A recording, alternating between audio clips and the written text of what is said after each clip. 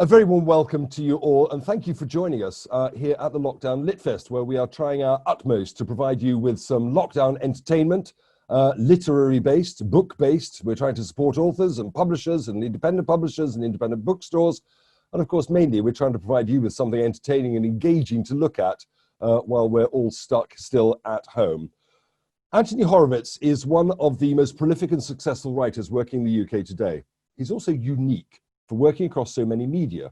Anthony is a born polymath, juggling writing books, TV series, films, plays, and of course, journalism. He's written over 40 books, including the best-selling teen spy series, Alex Rider, which he adapted into a movie that was released worldwide in 2006. He's estimated to have sold over 19 million copies worldwide.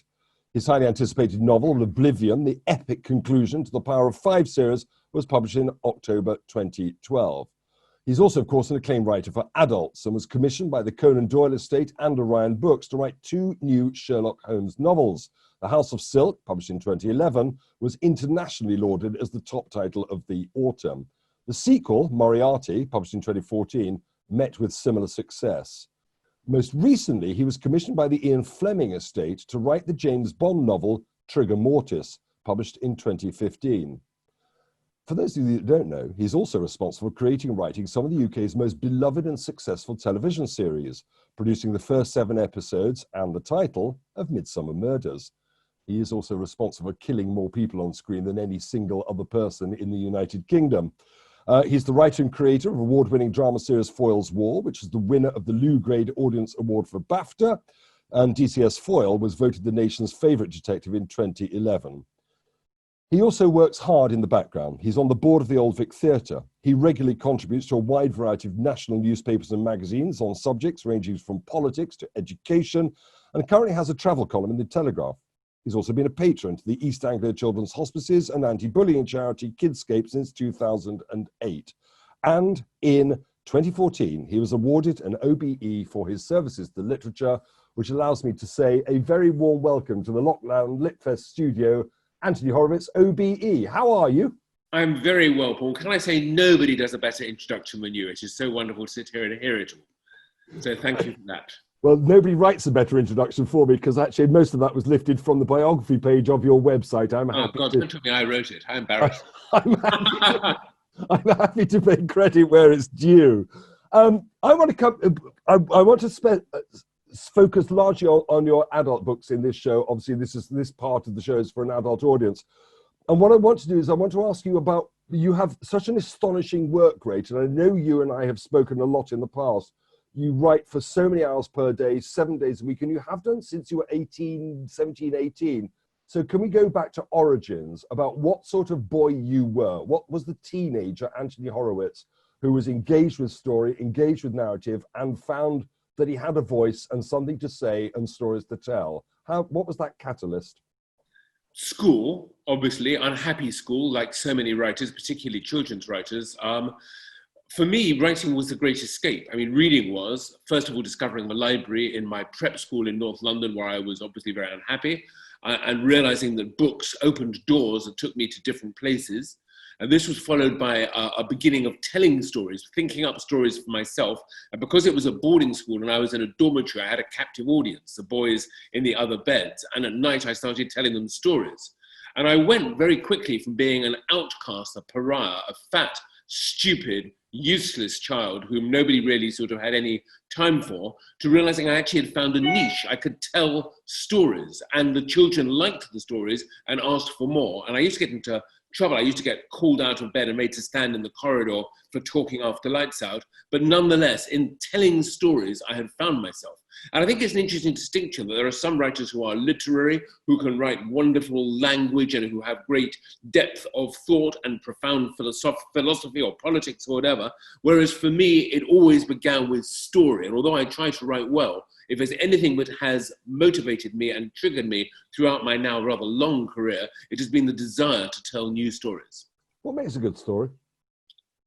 What makes a good story? I think I often say, I mean, the image that I have had in my head is that you used to get on television in the early days, these games with dominoes, where you knocked one domino, which knocked another domino, which knocked another domino, until 1,000 dominoes were falling to the ground. And the camera would go up in the air and it would make an absolutely wonderful picture, all these falling dominoes. And I think for me, a story is quite similar, but an idea knocks another idea, which knocks another idea, which knocks characters and all the rest of it. And when the camera goes up in the air, you have a book or a television show or whatever it may be. That's how I always imagine the process of creating a story. As I said, you've published so many. So writing stories, understanding stories is one thing, of course. And by the way, I love the domino image of story making. It's fantastic. So many people write stories. There are so many creative writing classes here in this country and around the world, of course. Writing them is one thing, getting them published quite another. Can you talk us through what your path to publication was? What was the first story you had published and what that meant to you as a young writer? Well, obviously getting published for the first time is something you never forget. And I think often it's a disappointment at the end of the day, because you think that you've actually opened the door to sort of to the throne room and to riches and to fame and all the success and all the rest of it that you have imagined as a young writer. And often it's actually only the beginning of a very long struggle. In my case, you have to remember, I had written 10 or 11 published novels before I came up with Stormbreaker and changed my life. That was the first Alex Rider book.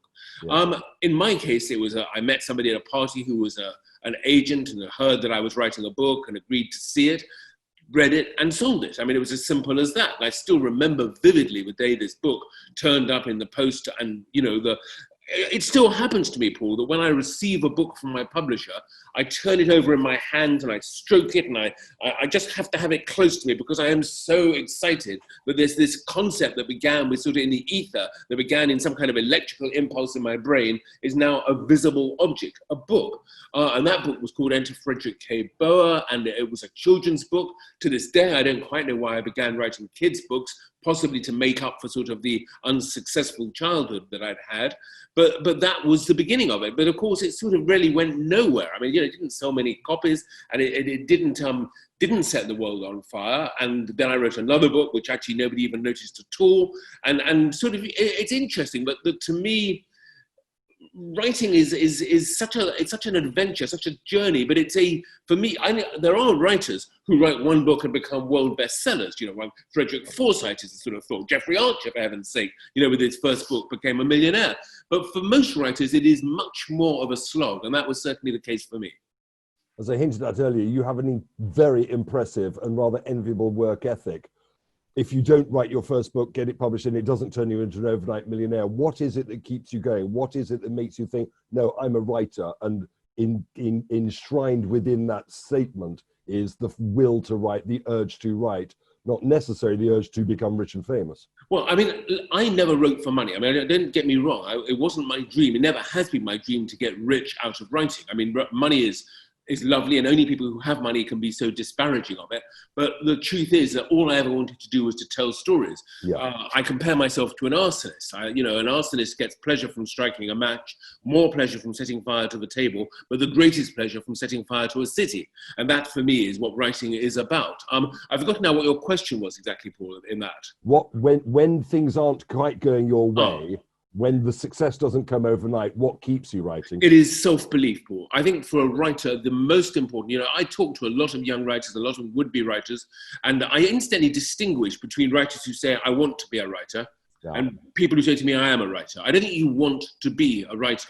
I may be wrong, I may be being a little bit too sort of arrogant about that, but nonetheless, I believe you are a writer, and you are a writer. And for me, from the age of 10, there was no plan B, no alternative. Largely because I wasn't clever at anything else. But I think that when you are writing, certainly for me, I see that world on fire. I see the book as a major bestseller. I see millions of people reading it, and that is pure self-belief. And of course, there is a torment in the whole process. I write a book, shall we say, over 10 months, 15 months, and while I'm writing it, I have this ferocious self-belief. This is the greatest book ever written.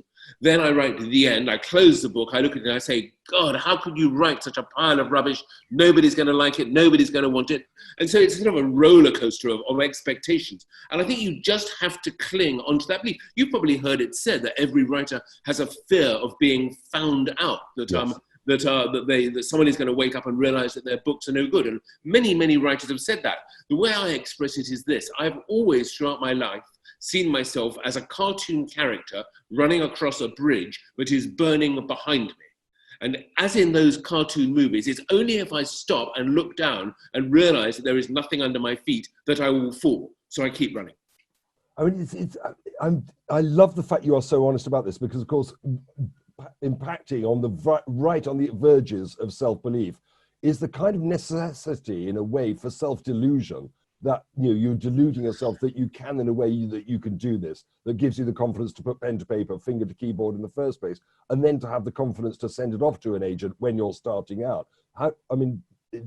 Does that chime with you at all? Yeah, absolutely. I mean, again, people come to me and say, look, I'm writing a book, it's not very good, but I am trying. And I always tell them, stop there.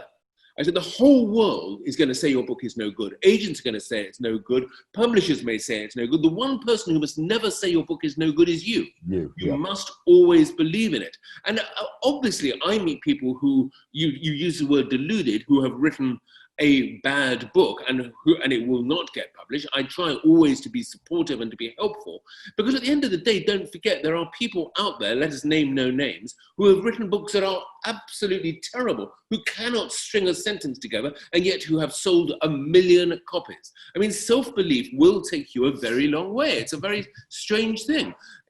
And at the end of the day, I think another thing I say to young writers and new writers is that being published is actually not the be-all and the end-all. Yes, it's great if you're published. Yes, it's great if you sell a lot of copies. But at the end of the day, for me, still the most exciting part of writing is writing. And I think that if you have that in your mind, that actually that the book itself is the book you want to write, and you are happy writing it, and it excites you, and it fills your day, and it gives you pleasure, then you should look on the publishing side of it as, if you like, the sort of side effect of all of it. But, a happy, an icing, the cherry on the cake, as it were. It's that sort of thing. I mean, that isn't entirely true, because I don't know what I would do if somehow, I didn't get published anymore. If people said, no, Anthony, you cannot, your books are no longer popular, go away. Would I stop writing? No, of course I wouldn't, because I would still have that same self-belief that this next one will be the one. And incidentally, Paul, I'll say another thing, which is interesting. I've often thought that the beginning of your career, when, like, for example, my Frederick K. Boa sells 5,000 copies, no reviews, nobody really notices it, and sort of, it's just simply there, and there's a sense of disappointment. But in many respects, that is actually the happiest time in your writing career, when you have everything to look forward to, when you have everything to hope for. Once you get, as it were, halfway up or to near the top of the ladder, it's a long way to fall, and you're always waiting for that to happen. I know you feel that you feel that viscerally, and you and I have had many conversations about that in the past. Listen, we are in the middle of lockdown. I'll tell you a little story. I've spoken to a lot of authors since lockdown started who are feeling guilt, and they're feeling guilt for the simple reason they're saying, I'm really enjoying this. I know people are in pain. I know people are suffering. I feel guilty about enjoying the situation I'm in, because I can get back to being a writer. I can sit in my shed, I can sit in my writer and do the job that I have created for myself, which is to write the stories, as you were saying, Anthony. And they're feeling guilt because they say, I can't help. I can't go to an operating theatre. I'd be useless as a surgeon. I'd be useless as a carer, useless as a nurse. And I've been saying to them, but your job is to be a writer. We are all consuming right now books, TV, film and so on, which starts with writing. And if you do your job, which is to create the stories, to tell the stories, to write the stories, to create the product, that god-awful word that we too often use, that's their job. So my question is, there is a question in this, which is, how have you coped with lockdown? I mean, as I said, you have a hell of a work ethic. I assume you have kept your normal discipline of writing 8-10 hours a day, 7 days a week, being a writer. Is that how you've dealt with it? There's an awful lot to unpick in all that question. Forgive me. And it's a fascinating area, for at least I think so too. And I want to begin by saying the fact that you're running this lockdown festival, the wonderful technical team behind you, without whom neither of us would be speaking, or I'd be upside down or something. I take my hats off to all of you. I think what you have done yourself, the idea of this festival, is wonderful, because you are right that books, particularly for children in this period, have been a fantastic support and a lifeline. And that takes me back to my childhood, as I was saying earlier. And I've done lots of Zooms in different schools and things, and have become aware of how vital writing is. Now, so of reading and books are, sorry. So that's the first thing to say. The second thing to say is that this guilt of a sense of pleasure in lockdown. I will be honest and say that I have been happier and less stressed in lockdown than I have been for the last 20 years. And I do feel a bit guilty about that, because it is on the back of so much suffering, so much economic misery still to come, and so many people, you know, obviously the NHS people and the key workers and the police and the man who comes every morning, or woman who comes every morning to this house and takes away the rubbish, who have kept things going in extremely difficult circumstances. It does feel a little bit rich to sit back and say, also in the comfort of a nice home, that, you know, this is a wonderful time. But that's because, first of all, there is so much in my life that was unnecessary that I no longer have to put up with. And I have found so many simple pleasures. Reading a book every morning in bed for 1 hour before I get up and rush to work is a pleasure. Having breakfast with my wife, who I haven't seen for 25 years. I've glimpsed her, haven't seen her. And we talk to each other. That's another pleasure. I'm very, very fortunate. And I have my sons in this house, so I've had plenty of time with them. But also, Paul, there have been other wonderful things. I'm doing this from London, where the sky is clear, where there is no aircraft noise. When there was a harvest moon a month ago, it was one of the most beautiful moons I had ever seen. The River Thames is looking fantastic. London without traffic is a joy. I've seen the architecture of the city for the very first time. And the parks, again, thanks to the men and women who have been looking after them, have never been more beautiful. There is so much to enjoy. And I don't think we should be guilty about that. I think we would be much wiser to think about why it is, what we don't need in our lives, and what we want to retain from this period. I think the real tragedy will be that in maybe a month's time, although obviously it'll be wonderful if nobody is dying and nobody is getting ill anymore, nonetheless, all the good things will go too. So, and the last third part of your question, if you don't mind me just moving to it, is this, that I haven't ever felt actually that this is a good time to be a writer necessarily. I think it has been a good time to support children, as with your lockdown festival, a wonderful time to support people with the joys of literacy and literary discussions, and the realization that, you know, that these things will stay and will continue. But for me, actually, I believe that writers, I've been in self-isolation, yes, for 35 years, and I go to a room and I sit by myself every day. But that said, I still need ordinary life behind me. I need buzz. I need people. I need physical contact. You know, this is wonderful what you're doing, but nonetheless, a literary festival where you can touch people in every way, or in several ways, by shaking hands, by an embrace, by a selfie, by just being there, you know, without electronics between us, is a wonderful thing. So I do miss all that, and although I think I have worked well during lockdown, I produced some good stuff. I have a story, I don't know if you know this, on anthonyhorowitz.com, my website. There's a free story, a Diamond Brothers story, full of jokes. It's for children. It's my little contribution towards the crisis we're in, and I've been pushing that, and I've been thrilled with the progress of that book, and also, incidentally, the pleasure of writing totally laterally with no opportunity to go back on myself, because I'm posting it one chapter at a time, actually in the manner of my great hero Charles Dickens. So forgive me for a rather long splurge to a complicated question. There have been good things about this time, definitely. And there are things I think we should hang on to. Am I glad that this COVID virus hit the world? Of course not. Of course not. No, of course. For those of you with sharp eyes, you'll notice that as Anthony gets more and more expressive with his words, he's waving his hands around a lot, which is confusing the algorithm, and you're seeing a red pole in the background. Please forgive it. The red pole is holding Anthony's roof up on his house. So just in case you're wondering what you're seeing in the background. You should have warned me not to just stick to what you're seeing. No, it's fine. I just thought we'd give a bit of context. Can we let's come first of all to film writing. We'll come to novels in a minute.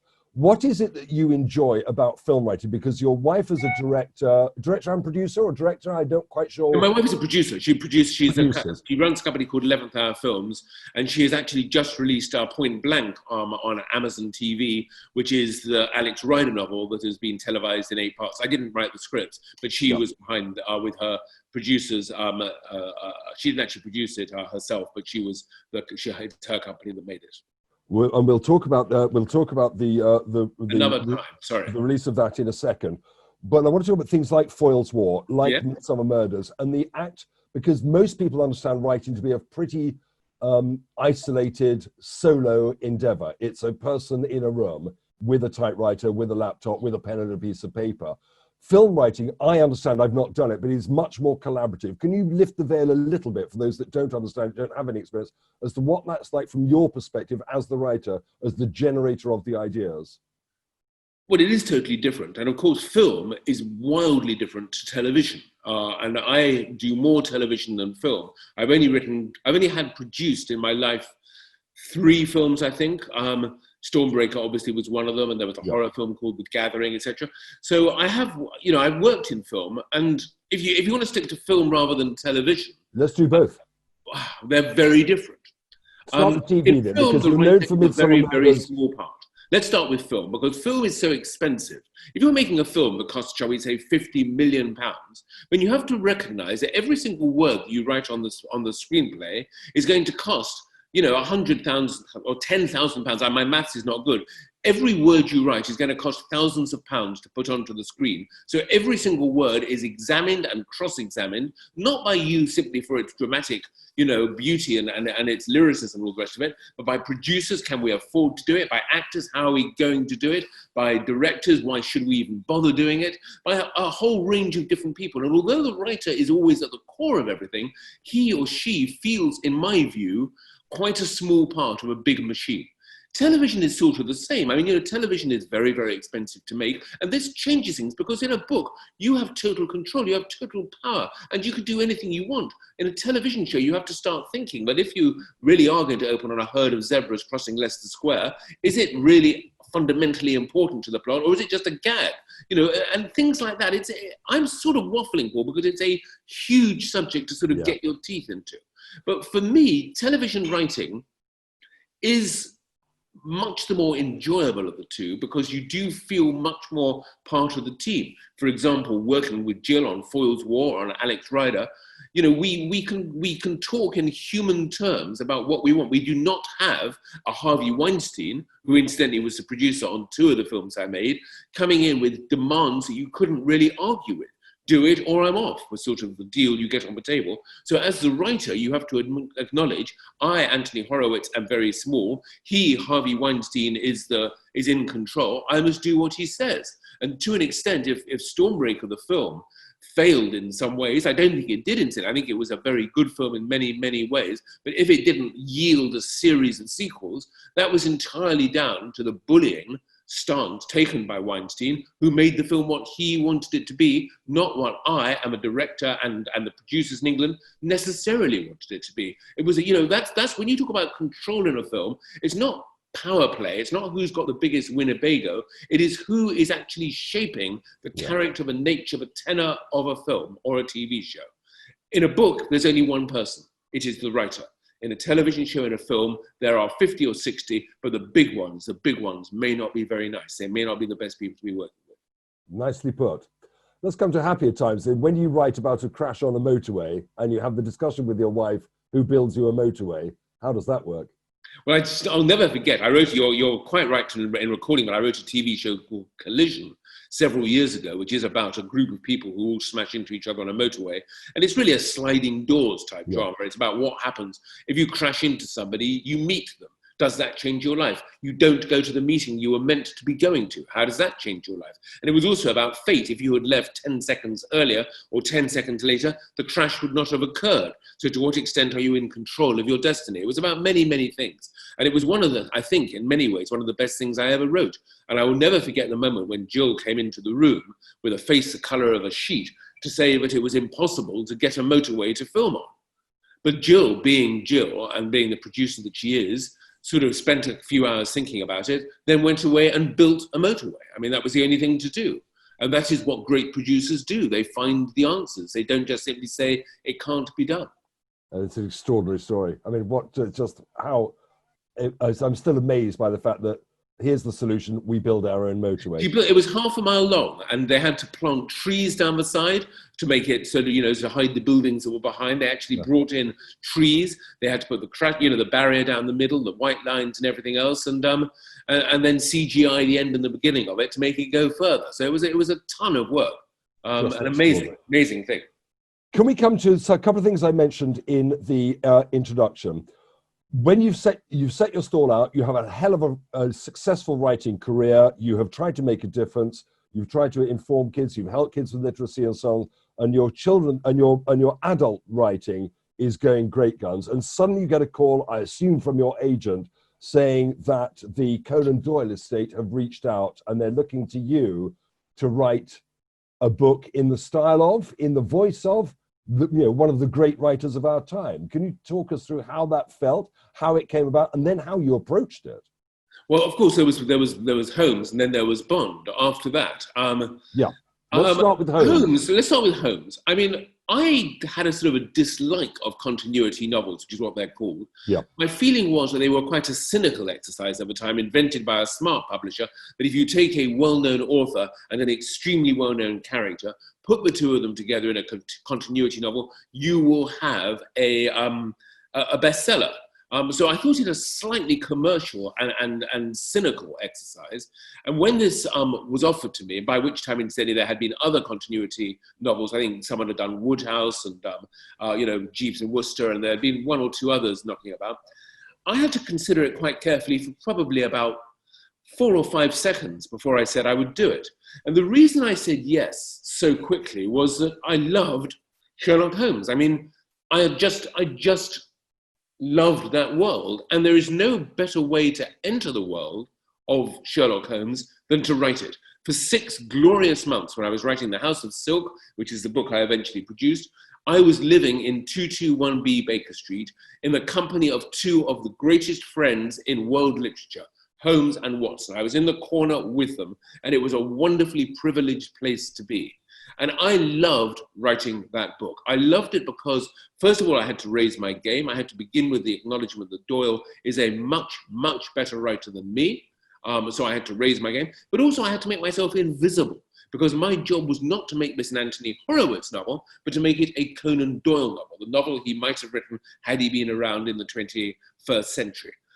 So I wouldn't have done it, and this is also true of Bond, if I hadn't been fairly confident that I could do it. Because I think the first thing you have to acknowledge when you do a Holmes or a Bond novel is that there are people out there who live and breathe these books, who are passionate about them, the core fans who know everything about the books and who are not going to be happy when some parvenu comes along and mucks around with their dreams. So I had to be, I made rules. I would do nothing in these books that the authors hadn't already done themselves.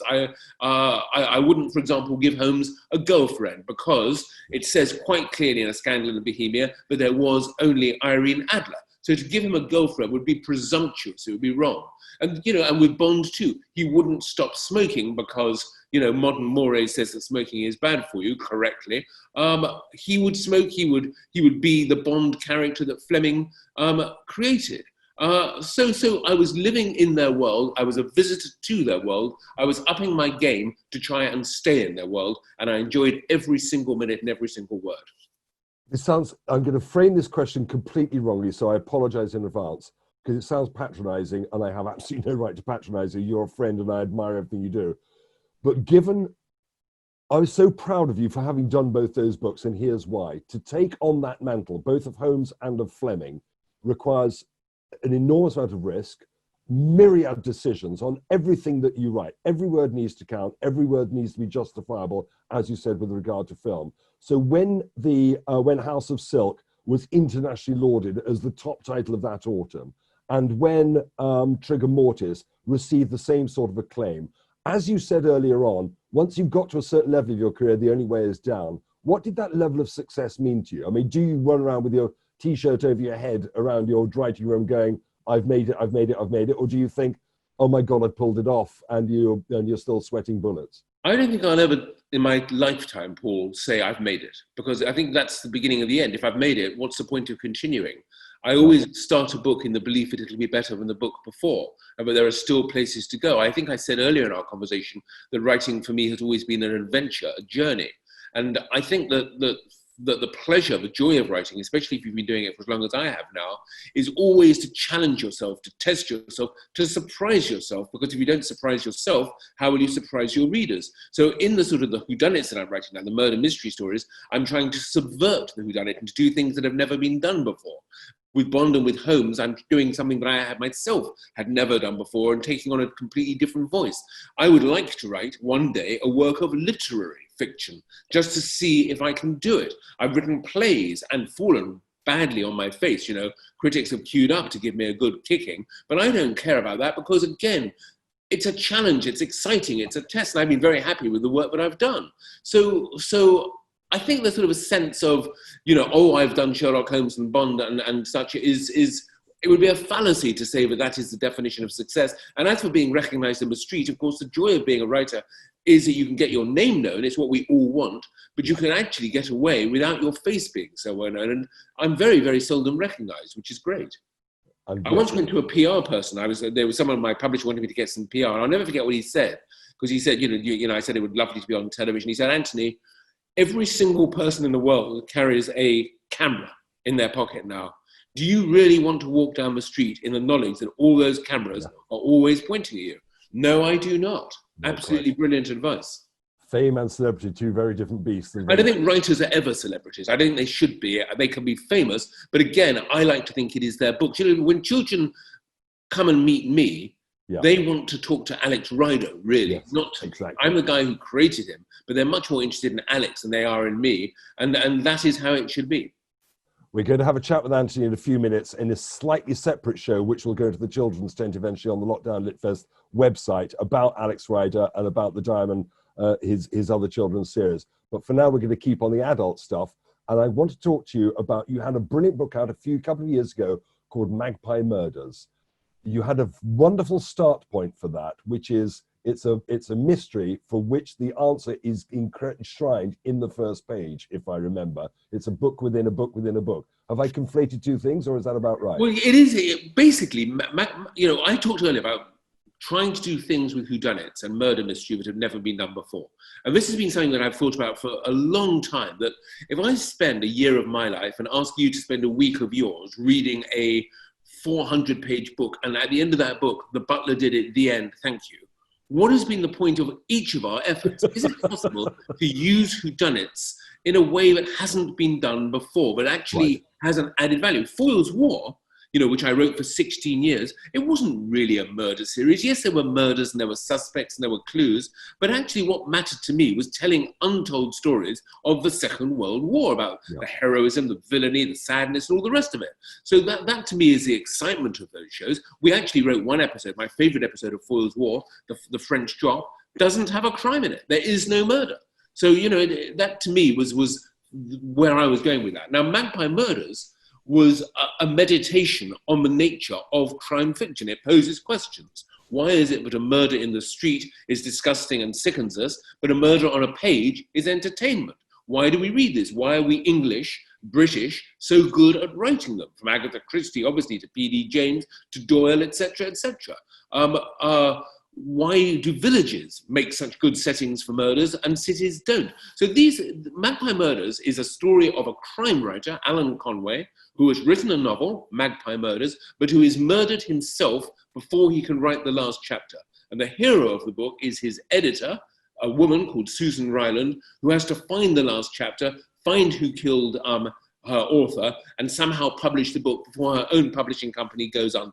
So that was the sort of setup of it. And it's quite a big book because, as you correctly say, it's two books in one. There is the modern story of Susan Ryland, and there is the golden age fiction, which her writer, Alan Conway, not a very nice man incidentally, was writing. And curiously, one of the things I've done in lockdown is to write the 6-part TV series of that, which hopefully Jill will be filming next year.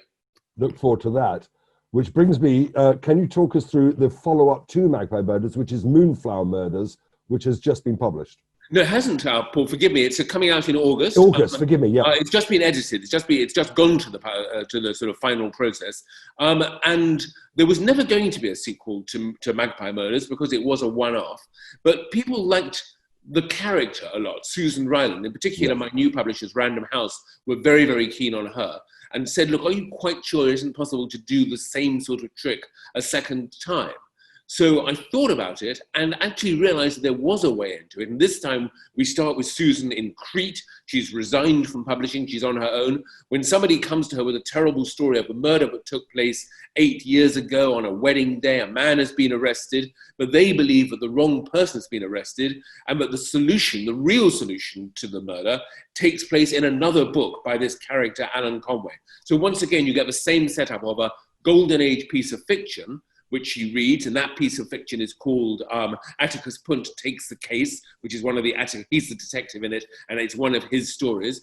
And inside that book is the clue that will lead to the solution of a modern murder, which is the one that the couple have come to Susan to ask about. That may sound quite complicated, and I have to say that these books have got all the complexity of a Swiss watch in the construction, but I hope the simplicity of merely telling the time when you read them. Do you know what? Your face lit up when you were talking about the new book. Your eyes were shining. You've obviously reveled in the challenge you set yourself. I have to say that it is a pleasure. You're one of the very first people I've talked to about it because, as I say, the book isn't out yet. Yeah. And this, I talked earlier about the sort of, I'm a genius, no, I'm a complete loser. I'm sort of, it's the worst book ever written. And I am on that roller coaster at the moment. But at the moment as I speak to you today, I am very excited about it. I didn't think I could write it. It was very, very difficult to work out how the two books, the book inside the book, the Golden Age book and the modern book, would work and how they would reflect off each other. And whereas the first one, Magpie Murders, took me 15 years to actually complete, from thinking up the idea to seeing it in my hands, this one I had 15 months to do it in. So it was quite a challenge to do it. And I did get excited when I realized that it worked. So yeah, I am happy. Now, listen, I'm not going to spare your blushes. I'm your friend. I care about you very deeply. We've been knowing each other for nearly 20 years now. I'm horrified. You were the first person, Paul, who gave me my first serious radio interview, and one of the very first radio interviewers who had actually read the book they were talking about, and I've never forgotten it. I didn't know that. I'm delighted, rather honoured to hear that. But I worry about you and your relationship with what you have achieved, because you've achieved so much. The way I want to frame it is this. When you receive in 2014 an invitation to accept an award, an OBE for services to literature, what does that mean to you? Does that give you pleasure? You've given so much pleasure to so many through the words you've written. I'm often concerned because you're often very down on yourself. And I'm wondering what pleasure you get other than from the act of writing on the act of having written. Well, first of all, I get total pleasure from writing. One thing that hasn't changed since I was 10 years old is that when I put a pen in my hand and I write normally with a fountain pen to start, I get a buzz of excitement, which is like it's life. It is the life force, and that to me is the best thing of all. Just the act of writing, talking to you about books. I love everything to do with it. The other sides to it, the literary festivals, it's all. I am a very, very fortunate human being in that my books have sold and done well, and I have had a life in writing. The other things, the OBE you ask about, I was happy enough to get that. It was a lovely day. I went with my two very handsome sons, and Jill came with me to the palace, and we met Prince Charles, who, if I'm not breaking some kind of royal protocol, is a fan of Foyle's War, so he knows my work, and it was nice. I have my misgivings about the honours system, to be honest with you, and there are writers whom I admire who have refused to have that sort of honour, and I totally get that. For me, it was harmless, good fun, if you like, to have a little thing pinned to my lapel and to be able to show it off now and then. And my son, if he ever gets married, can get married at St. Paul's Cathedral. Did you know that? It's one of the very, very few privileges that the OBE brings you. There's a chapel in the St. Paul's which you can use, and I hope he will do it soon. But I'm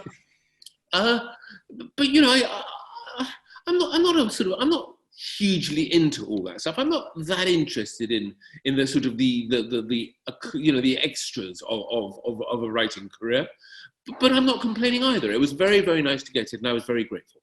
Okay, you set up a challenge for yourself earlier on. You said you want to write a great literary novel. Yes. When you embark on that, when you find the means to do it, you find the story you want to tell, you have... I already have a story. And you can populate it with the characters. Having done that, if that is a huge success, what will that mean to you? What challenge will then remain for Anthony Horowitz? Well, it's a good question. I think I have struggled in my life with the nature of me as a writer. You know, there are writers out there. I mentioned to you before we began that this computer is actually resting on an Ian McEwan novel, Atonement, as it happens, in order to bring it up to the correct level so that our people can see me. And you know, in my real world behind me now, there's a library of books which include Sarah Waters and Kazuo Ishiguro and William Boyd and many writers whom I admire very, very much, and who I slightly envy because I feel that they have written very, I don't know quite what the word to use for it is. Not serious, not great, not important, not profound, but not even worthwhile. But I am an entertainer. My books are, you know, they're puzzles, they're riddles, they're jokes, they are adventures, escapes, chases. I know my place in the pantheon, but it has taken me a long time to realize that that is a good place to be, but I don't need to feel embarrassed about what I do or ashamed of it. I'm actually proud of what I do now.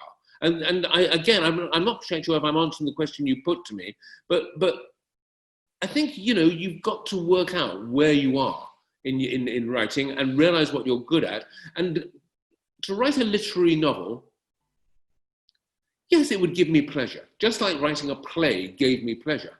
It might well be that it is torn apart by the public and by critics, but that doesn't mean you shouldn't try. Again, to give you a truism, if you succeed of failure, if you're afraid of failure, you'll never succeed. So don't be afraid of it. A number of times we've quoted amongst ourselves, amongst the co-founders of this, and the fantastic team that we have working, trying to get, all working for free, you know, struggling badly with domestic stuff, with caring for fathers. I'm locked down with my 8-year-old father. One of my other colleagues is as well.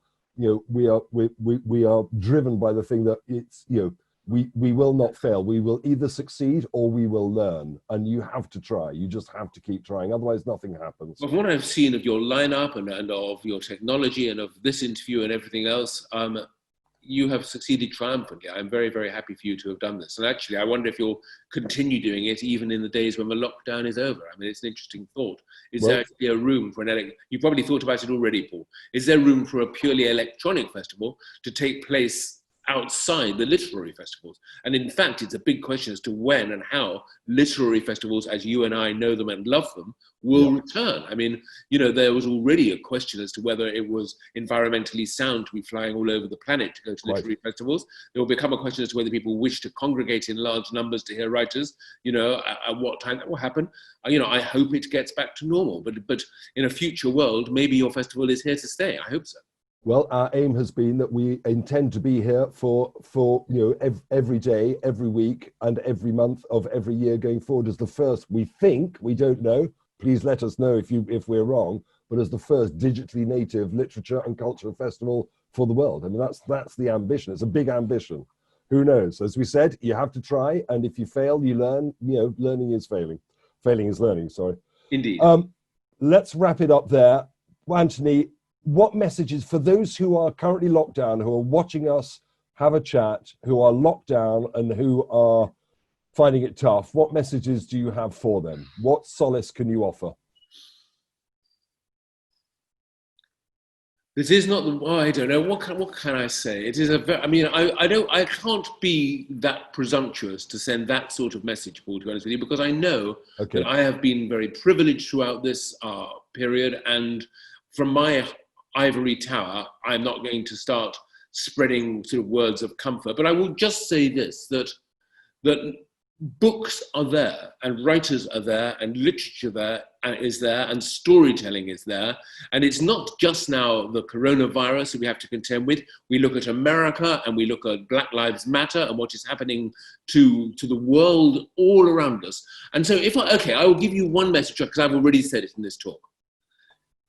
There is a possibility that no matter how bad this is, it is actually the harbinger of something very, very good.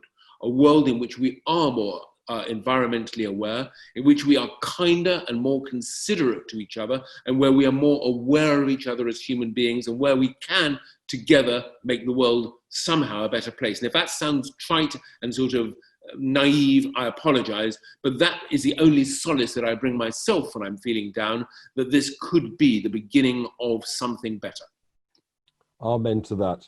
Thank you very much, Anthony. Thank you very much for coming to join us here on Lockdown LitFest. Ladies and gentlemen, you've been watching me, Paul Blezard, in conversation with my wonderful pal, Anthony Horowitz. If you haven't yet discovered some of his writing, do go and find it. Moonflower Murders is going to be a hell of a piece when it's published in August, I have no doubt. I haven't read it yet, so I don't know, but I did read Magpie Murders, and I have to say it was an utter, utter triumph. As ever, we hope you stay safe. We hope you're keeping well and are well. And we hope that you're living in lockdown with people that you love and who love you.